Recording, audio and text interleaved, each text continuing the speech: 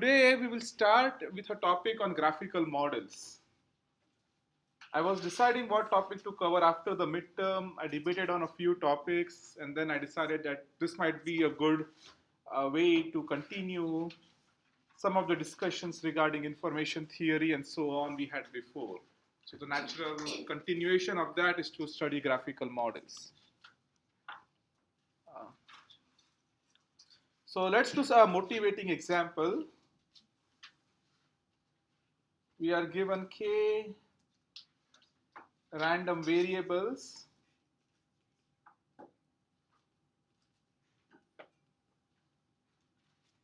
from a joint PMF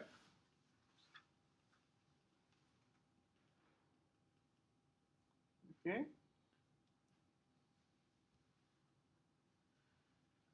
and we don't know this joint distribution, but we observe, and let's have a vector x to denote the collection. We observe, say, m independent samples, y1, y2, up to ym, which are IID from Px.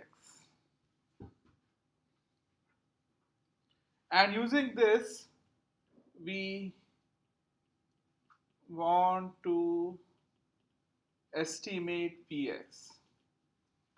So again, to be clear, x1 to xk are not IID random variables. They are a collection of random variables denoted by vector x. So let's even make that explicit. So x is the collection of x1, x2 up to xk. So we have a collection of k random variables. Now y1 to ym are samples of this random vector x. Okay, x has a distribution px, and so if let's say k is 20 and all the random variables are 0 or 1, x denotes a binary sequence of zeros and ones of length 20. And the sequence is not sampled IID, it's sampled from some joint distribution. And y1 is one sample of length 20, so one binary sequence of length 20, y2 is another binary sequence of length 20, and so on. So this is basically what we observe, and we want to go ahead and estimate Px. So we want to estimate the joint distribution of x1, x2 up to xk. So this is the problem that we are interested in. We want to estimate the distribution given some samples. Now it turns out that if we just do it naively using, like, say, just frequency counting, we will quickly run into many difficulties. Okay? So for example, suppose all our random variables are 0 or 1 and k is 20. Okay. So then what do we need to do? There are basically the number of parameters that we need to estimate for the joint distribution is going to be something like 2 to the 20. Why is it so large? Because x1 can be 0 or 1, x2 can be 0 or 1, x3 can be 0 or 1, all the way to xk. Now for each sequence in this list, we will have to produce the probability. We'll have to produce a value for it, right? We have to assign a probability to each of the sequences of this length. So there are 2 to the 20 sequences if k is 20 and each symbol is 0 or 1. So there are 2 to the 20 different values we have to compute, one for each sequence. And this means that the number of parameters in the model is 2 to the 20. To be precise, it is 2 to the 20 minus 1, because the probabilities have to sum up to 1. So we can eliminate one of them. We can say eliminate the all 0 sequence, but for every other sequence, we have to estimate the probability. And so if you were to, like, say, do a frequency count, you will need a lot more samples than 2 to the 20. You will need, like, more than 2 to the 20 samples in order to at least cover all the possibilities. And then to make things reliable, you will need like a lot more. So that's just not practical. For example, if m is 100, then you are only going to have at most 100 observations. You will at most have 100 different sequences, and trying to estimate these many parameters is nearly impossible. Is this clear? So you cannot just do a brute force frequency counting. So what is almost always done is that we use a graphical model to represent P of x1, x2 up to xk. We fix the structure, so let's say a graphical model G. So the structure of G is fixed and its parameters are learned.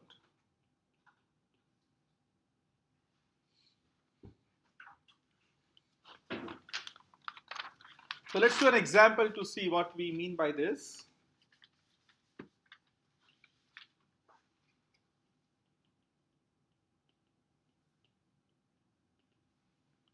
So let's say we are trying to do some medical diagnosis.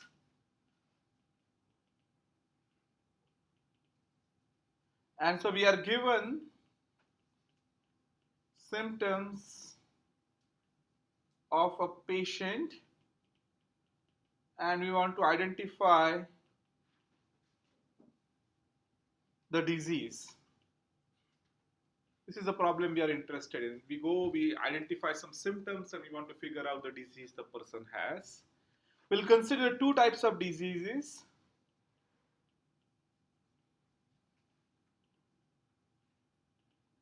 The person could have a flu, or the person could have some allergy. Okay. We want to know if a person has a flu or allergy. Okay. So flu could be either true or false.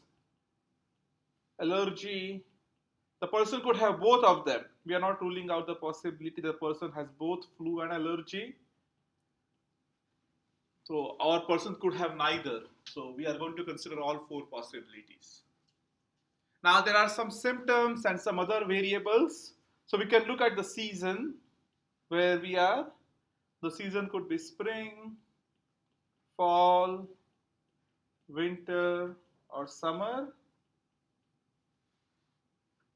And then we can look at some symptoms. Does the person have congestion?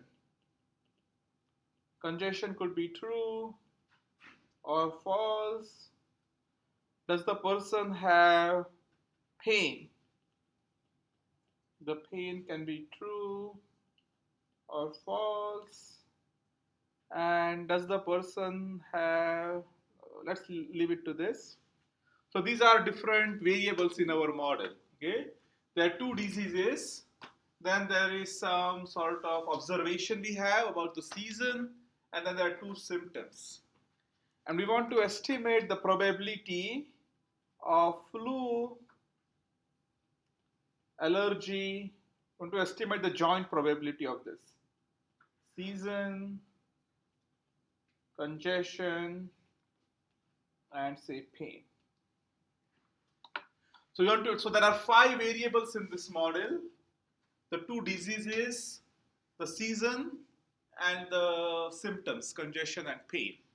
I want to estimate a joint distribution. So we could have a whole bunch of medical records. In each record, we would have sort of values for these variables. For one patient who comes in, he may have a flu. So this could be true, this could be false, this might be, say, spring, this might be true, and this might be false, for example.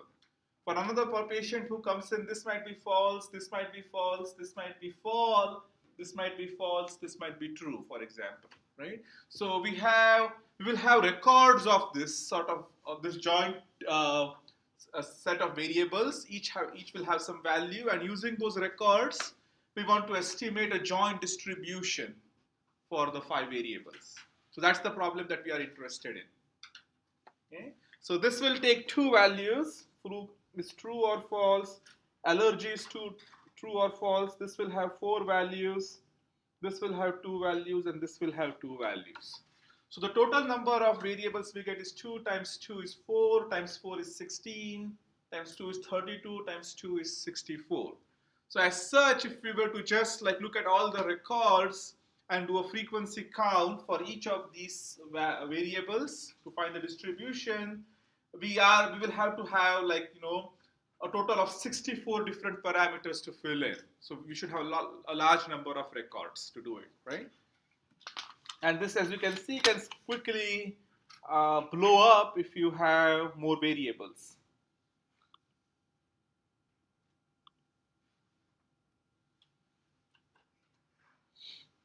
But instead of doing it this way, we can use a graphical model.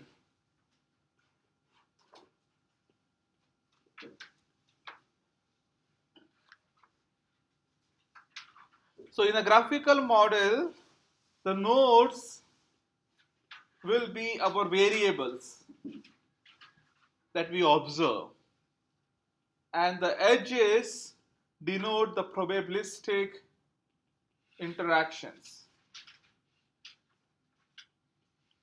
Okay. So for example, a model could look like this. There is a season, then there is flu, and there is allergy. These are the 2 diseases we care about.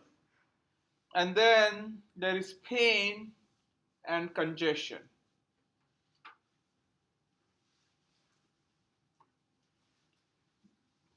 And we could have so these are the nodes, these are the variables that we are observing. And then we have probabilistic interactions. So we could have, say, arrows like this. So season is like the root node, and then there is flu and allergy. There are arrows like this. Flu is connected to both, but allergy is connected to only congestion. So this is a graphical model where we have some edges denoting dependencies, and we have nodes denoting the variables. So the way to interpret this model is the following. So what this model is telling us is, one, that pain is only caused by flu, because there is no arrow from allergy to pain. So the pain can only be caused by flu and not by allergy. Congestion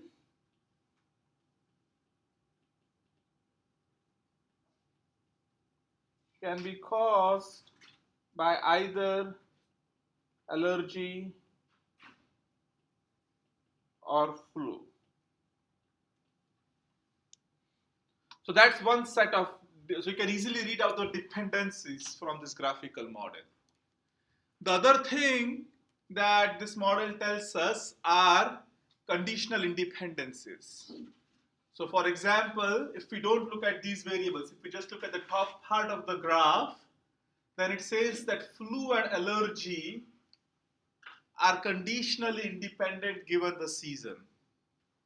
So another thing this model tells us is that flu and allergy are conditionally independent given the season.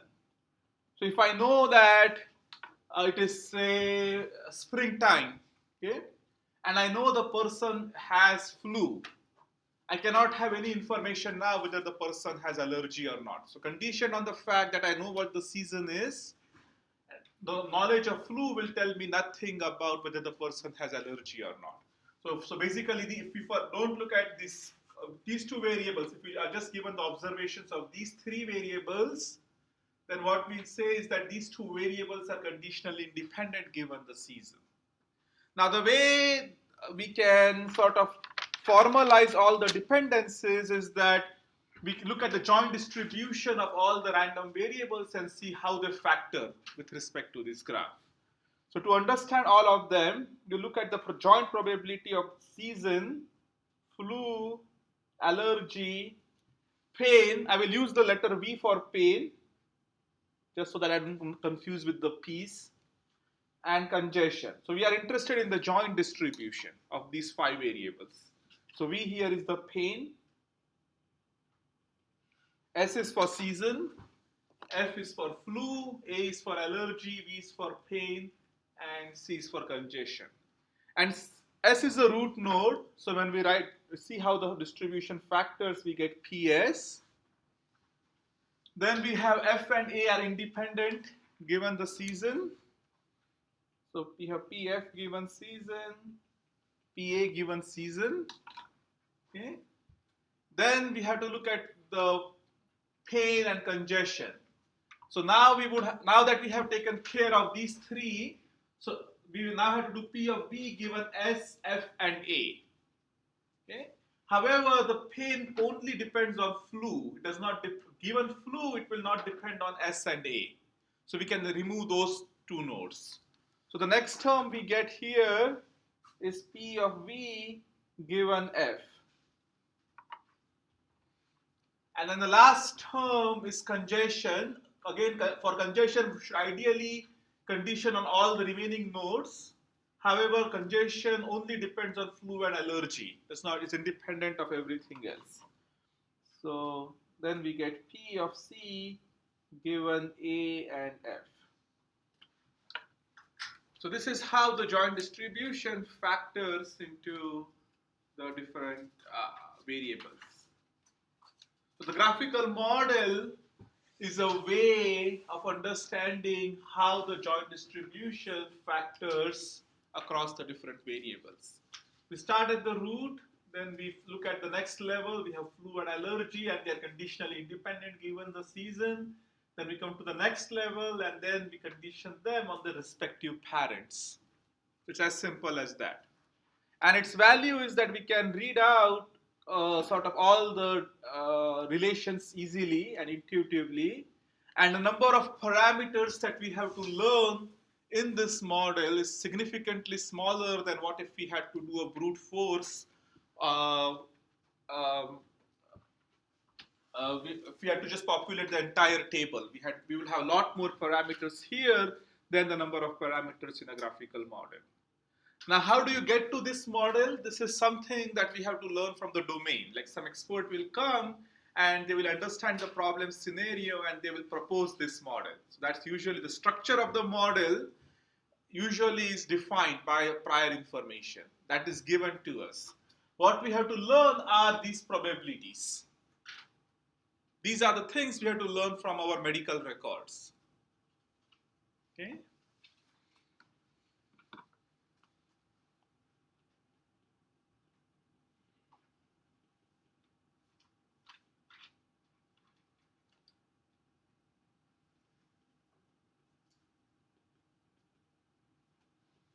So let's look at how many parameters we need to learn.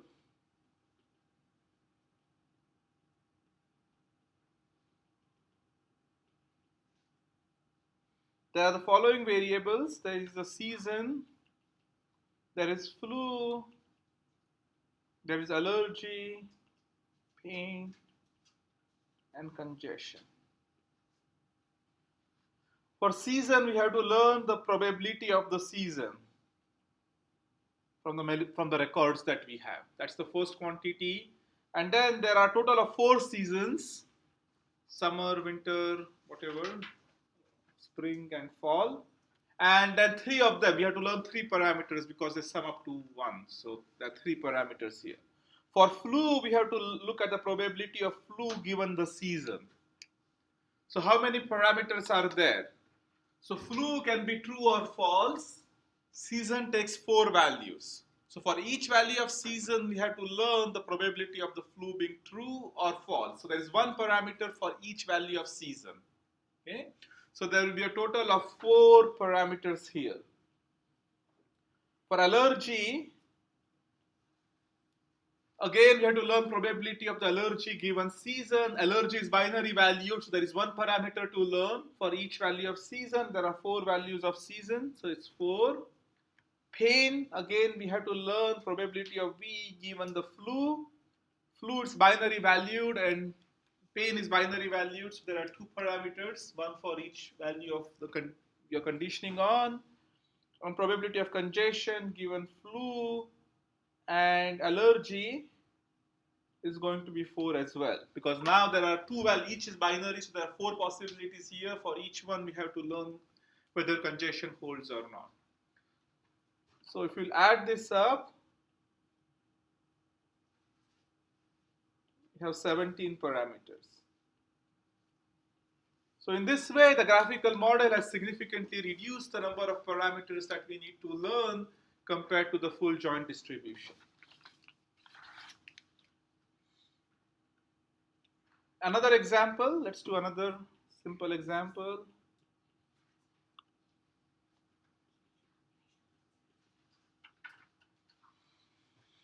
So imagine that you have a graphical model like this.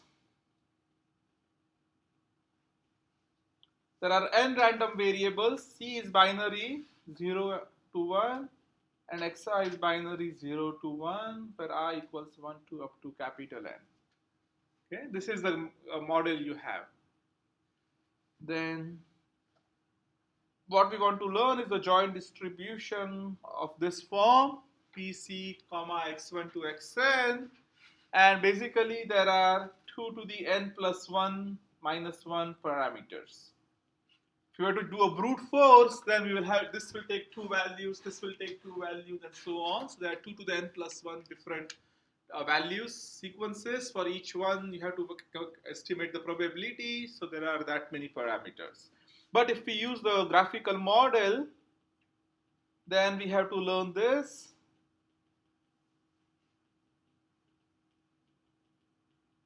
Okay, this is just a distribution that needs to be. If you use the graphical, this is brute force.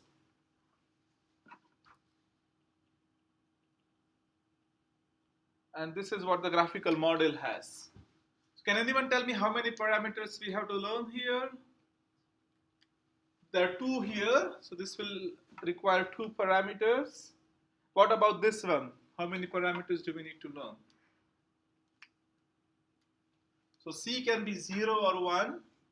When C is 0, x1 is also 0 or 1, but we only need to learn 1, not the other, because there's sum to 1. So there's 1, and then for C equals 1, we need to learn 1. So there is going to be 2 for each of the other ones. And so we need to learn only 2n plus 1 parameters. So we see a significant improvement over what we had to learn via brute force.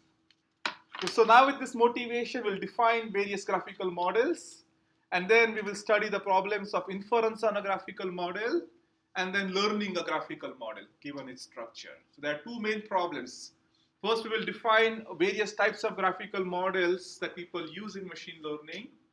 Then we will discuss how to do inference. Given a graphical model with the parameters, how can you compute the probabilities of certain random variables? That's the problem of inference. And after that, we'll study the problem of learning a graphical model. Like given data, and the structure, how do you learn the parameters? We haven't really made the problem easier, right? We just changed the problem to an easier problem. Yeah, you cannot really learn this. Yeah. So you have to have some domain knowledge. You have to impose certain sort of restrictions on the data in order to make things tractable. So here somebody could say, hey, I feel based on the problem structure that this is a very reasonable assumption to make. Then the problem becomes dramatically easier. So you have to consult with some domain experts to validate your model. There is also something called structure learning. That is a very hard problem, but if you have some prior knowledge like sparsity and so on, you can learn the structure of graph as well. But those things tend to be much more challenging. We will do the parameter learning given the structure. Right? So that's it. What we'll do is we will now define graphical models formally. Then we'll do inference given the model, and then we'll study the problem of learning a graphical model given structure. So So given some sort of a structure like this, we will study how to learn all these conditional distributions. Okay, but we will not study the problem of how to learn what is the right structure of the graph given data. That is considerably harder. And there is some work on it, but you can read it offline if you're interested. Okay, so I'll start with Bayesian networks, which are probably the most widely used graphical models.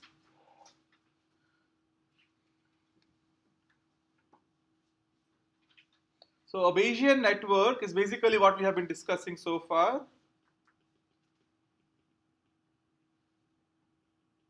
Is a directed acyclic graph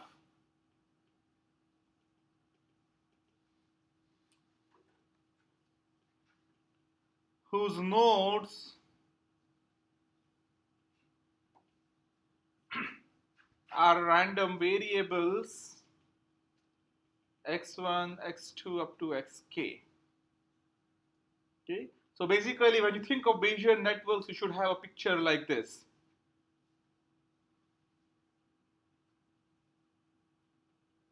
Some sort of a connection like a directed acyclic graph where the circles denote nodes. They will have random variables.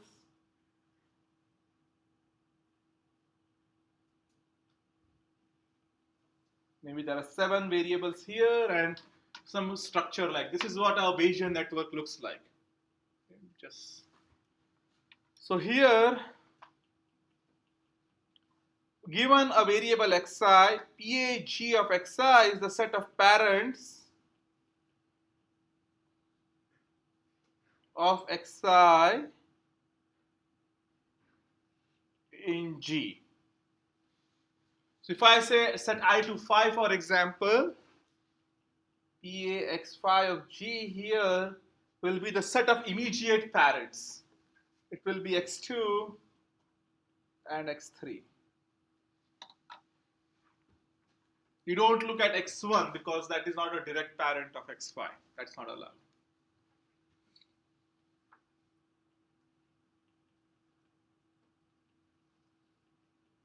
Descendant of xi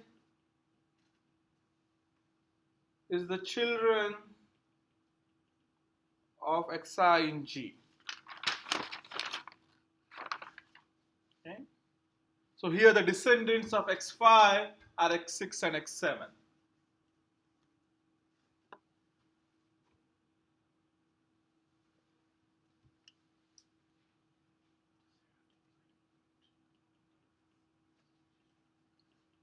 The non-descendant of xi are nodes that are not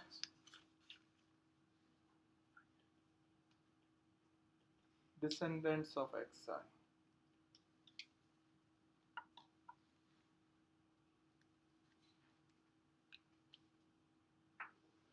You've drawn this like with like a root node at the top. Is that something that's like just part of the structure of a Bayesian network? I think there'll always be a root node. Yeah, and there might be multiple root nodes. Multiple. That's allowed. There's not a unique. Doesn't have to be a single one. You may have x0 here. Okay, that's allowed. Doesn't have to be unique. Just an acyclic graph.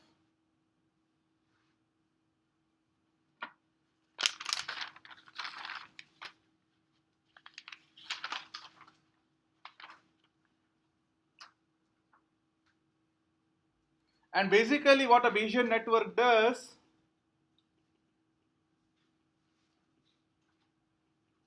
is that it specifies the following conditional independence properties. IL of G is, this is the independence set. And it basically says that any given variable xi is going to be independent of the non-descendants given the parents. Let me write it slightly smaller.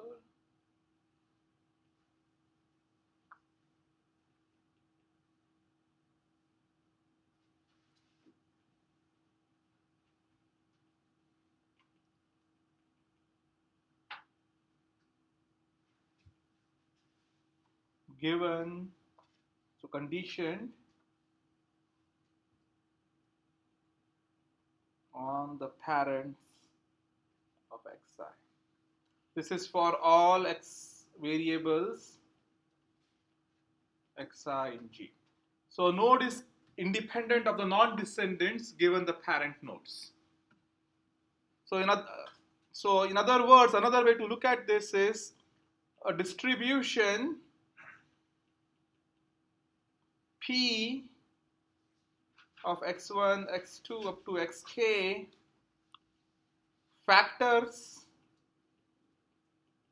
with respect to a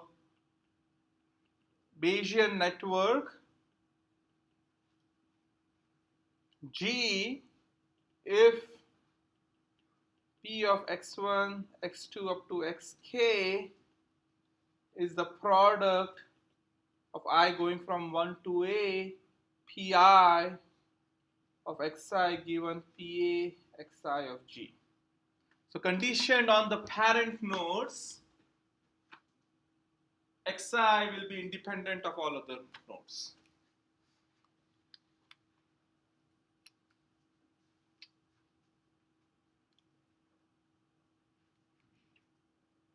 So this is just formalizing the example we did before.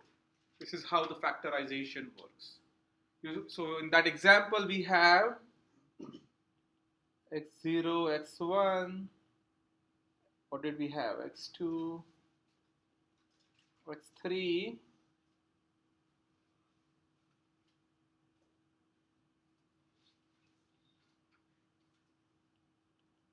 x4, x5, x6, and x7.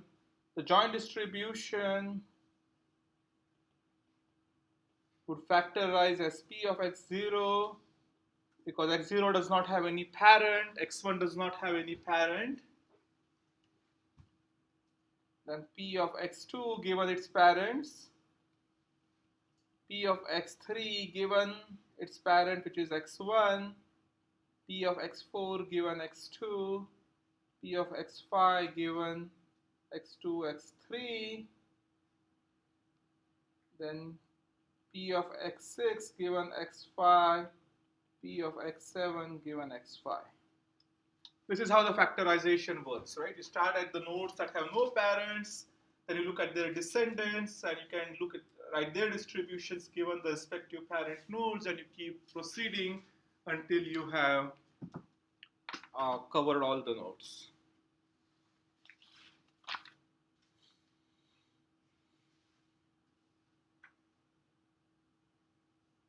Okay. Now there can be different graphs associated with the same same distribution. A Bayesian network is not unique for a given distribution. So suppose we have P of x1, x2, x3 that factors as P of x1, P of x2 given x1, P of x3 given x1. Say this is the distribution we want to represent. The most natural one is to do this. We have x1, then we have x2, and we have x3.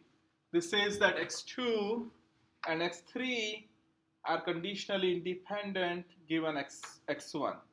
Okay? So this is the most natural Bayesian network associated with this joint distribution. But imagine that we have a Bayesian network like this. We have x2, x1, and x3. And let's see what does this say. This says that if you look at the joint distribution here, then we get P of x2, x1, and x3. Write it as P of x2, comma x1, and P of x3, right? X3 given x1. So this I can write it in two ways. I can write it as P of x2 times P of x1 given x2. And this is also written as P of x1 and P of x2 given x1. And this is in the form that we have up here. So there is no real difference between using this Bayesian network or this Bayesian network. They will be encoding the same set of independences. So there can be different Bayesian networks that represent the same set of independence relations. So some of them are more obvious, others are not that obvious. I'll make you do some examples in the homework to see this. The next set of models is undirected graphical models.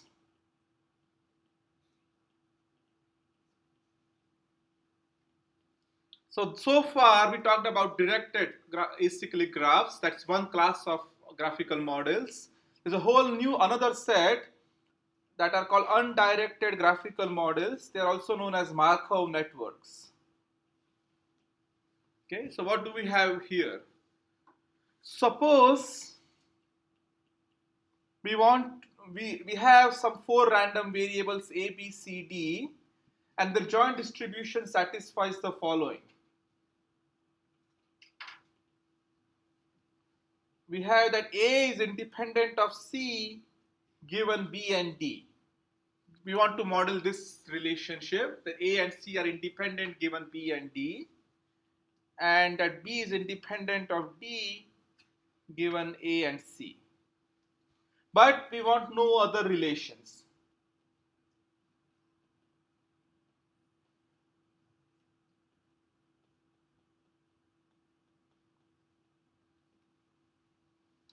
So we don't want to impose, say, A is independent of C a priori, or A is independent of A is independent of B given C and D, and so on. These are the only 2 conditional independence relationships we want to model, and we don't want to enforce any other constraints. Turns out no matter how hard you try, you will not come up with a directed or like a Bayesian network that only satisfies these 2 relationships, because there is an inherent symmetry in our constraints. So for example, if you were to try, say, a graphical model like this,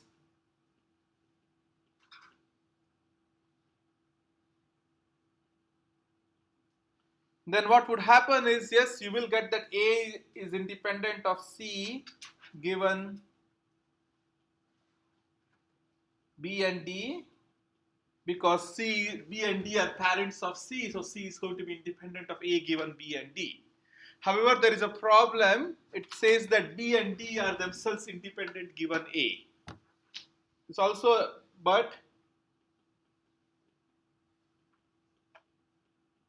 and this is not what we want. We want B and D to be independent given A and C. So this does not work. You can keep trying all configurations and none of them will work. There's another one.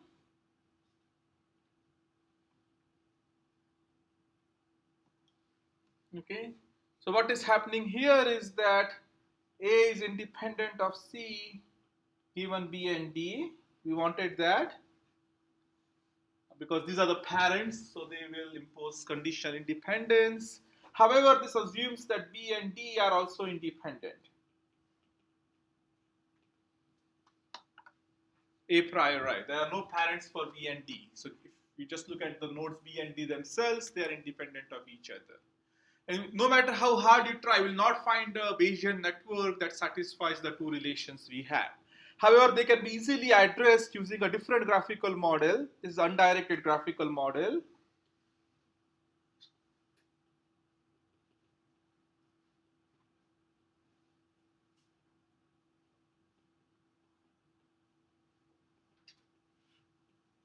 So here, this is a problem, and in second approach, this was the problem. So if we use an undirected graphical model,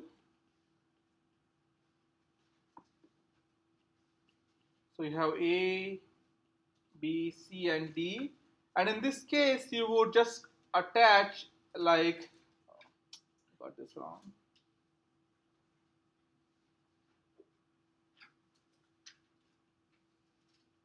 You would just attach uh, undirected edges. And what this network says is that any given variable is independent of all other variables conditioned on the neighbors of it that it has. So here, if you look at A is going to be independent of C given B and D. C is independent of A given its neighbors, which is B and D. B is independent of D given A and C. So if you take a variable, you condition it on all the neighboring vertices, then that variable is independent of every other node in the graph. That's an undirected graphical model. So each node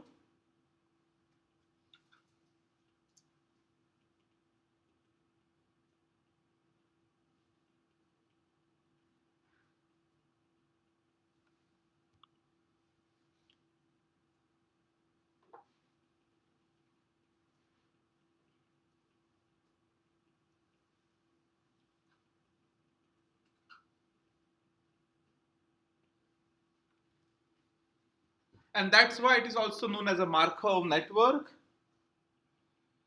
because it is inherently defined by conditional independence assumptions. So another way to express the joint distribution is that we have phi 1, phi. What we do is each edge introduces some dependence function. So we can say that the joint distribution of A, B, C, and D can be expressed as a product of some functions associated with each edge in the network. So we have phi 1 of AB, phi 2 of AD, phi 3 of BC, phi 4 of CD, and then there is some Z here. Z is the normalizing constant.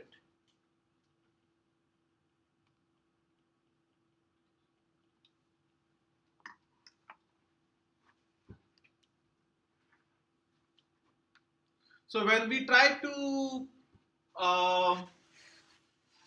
use this approach and we try to model an undirected graphical model, we have to basically specify these functions, phi 1, phi 2, phi 3, and phi 4. And intuitively, phi 1 tells you how much A and B are dependent with each other. Phi 2 tells you how much A and D are dependent with each other. Phi 3 tells us how much C and D are phi 3 tells us how much B and C are dependent, and so on. So in specifying this model, we have to specify these sort of functions, phi 1, phi 2, phi 3, and phi 4. Z is obtained by then basically normalizing this product so that the probabilities sum up to 1. It's a normalization constant. Typically, we won't know it and it's not important in the algorithms we develop. But so what is important is to sort of learn these functions. And we won't worry about how to compute Z. That won't be important in sort of the the inference methods we do. So we'll assume often that Z is not known, but in the inference algorithms, we'll only assume that phi 1, phi 2, phi 3, and phi 4 are known. It's in general, if you have to compute Z exactly, it's going to be very hard because you have to sum over all possible combinations of A, B, C, D. That's exponentially many, and that's already not allowed. So typically, Z is not assumed to be known in these models.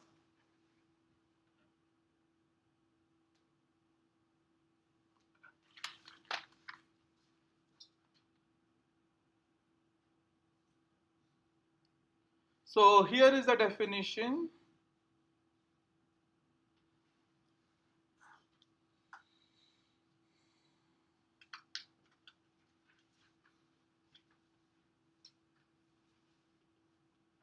So let H be a Markov network or an undirected graphical model, and let D1, D2 up to Dm be the cliques associated with H. So a clique is just a subgraph where all the nodes are fully connected with each other. So in this case, A and B is a clique because there are two nodes and they are completely connected. B and C is a clique.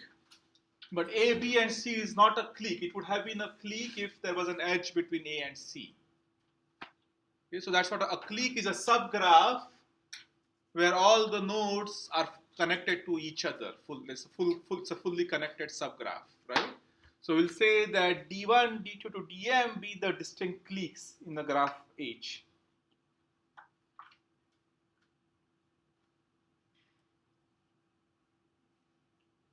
A distribution P of x1, x2 up to xk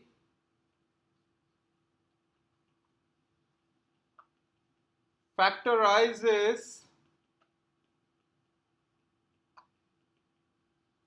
with respect to H if we can express P of x1, x2 up to xn to be of the form phi d1, phi1 d1, phi2 d2 up to phi m dm divided by a normalizing constant.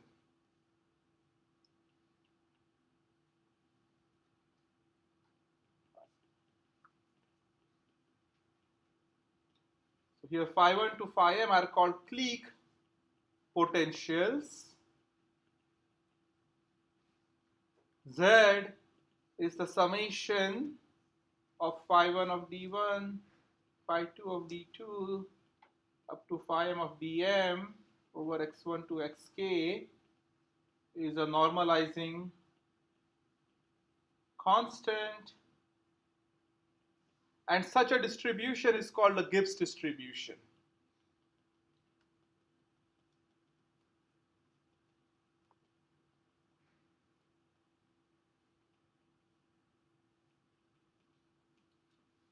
Okay.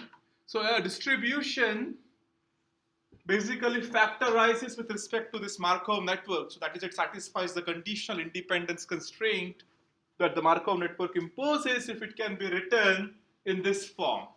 We have some functions phi1 d1, phi2 d2 up to phi m dm, where d1, d2 up to dm are the different cliques in the graph. So you write their product and you divide by the normalizing constant. Such a distribution has a name, it's called a Gibbs distribution. The functions phi1 to phi m are known as clique potentials. Any questions?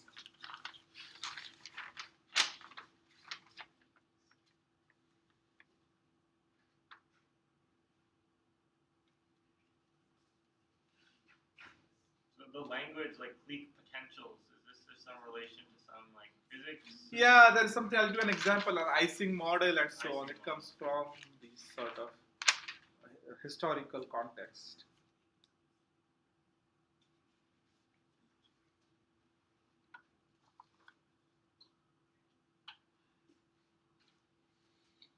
And then there is a theorem that says that if P has to encode all the conditional independencies defined by H, it can be uniquely represented in this form. Like there is no other way to represent P. It has to factor in with respect to the clique potentials.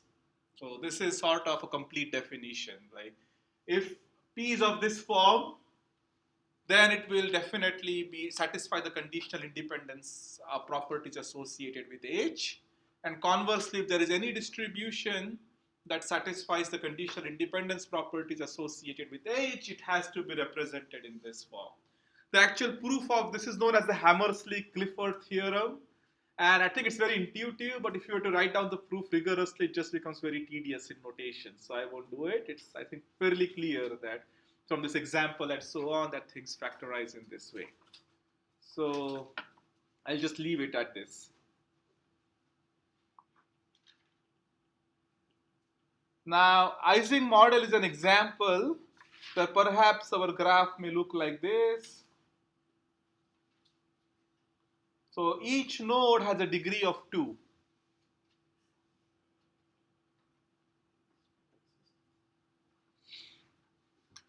Okay. So maybe this is x1, x2, x3.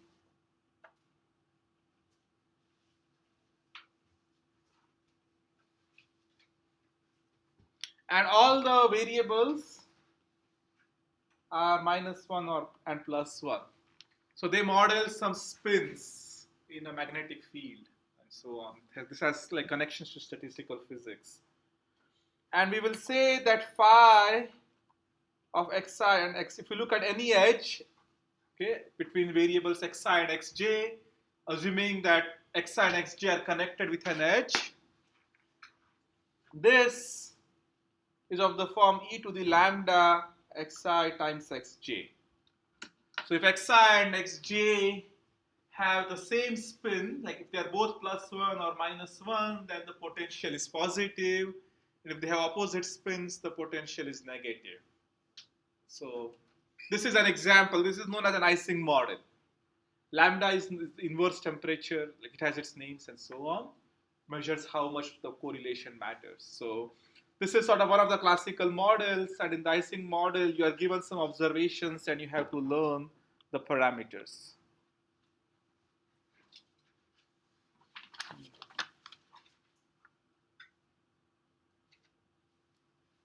So there is one more interpretation that we will discuss and then we'll take the break. Factor graph interpretation.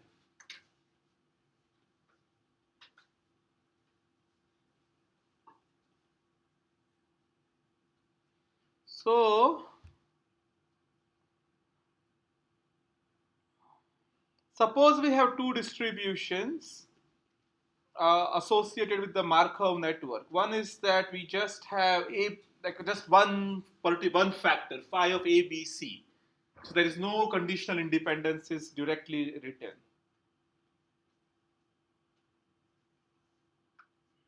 So the graph will look like this. Okay.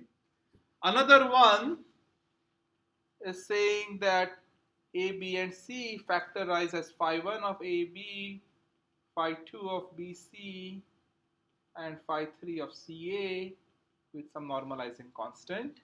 Again here what we have is a one node, one edge between AB, one edge between BC, and one edge between C and A. So this is also of the same form as this. There is no real difference between the distributions. Even if one is written in this way and one is written, they have the same graph associated with them, right? However, when we do inference and so on, in one case we have to learn a single function phi, in the other case we have to learn three functions. And so when we use the notation, like when we try to formalize this to do the inference, there is a difference between learning one function versus learning three functions.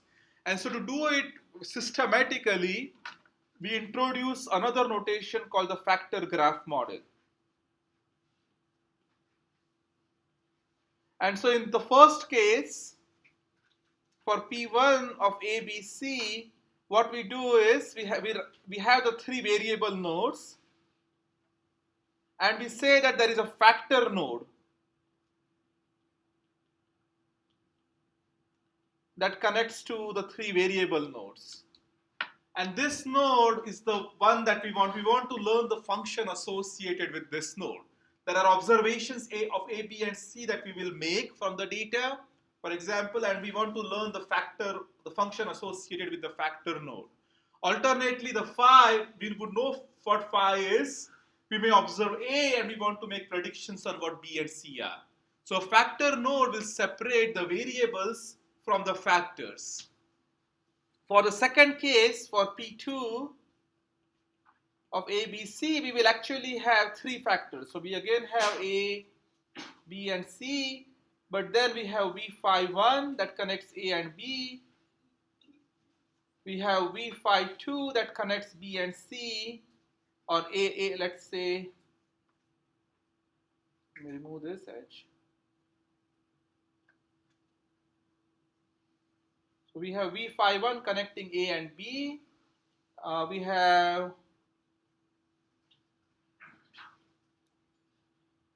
V phi 2 that connects B and C, and we have V phi 3, a node that connects A and C. So because there were three terms here, we have three factor nodes. One for A and B, one for B and C, and one for A and C. So in a factor graph representation, there are variable nodes denoted by circles, and there are factor nodes denoted by squares. And we want to just make the whole notation clean. So we want to have, for each square, we have a clique potential that we need to learn, the phi function. And for each variable node, we have the observations. So this is sort of the notation that we will be using when we do the inference. Okay, so I'll stop here, take a 10-minute break, and then we'll continue on with the inference problem.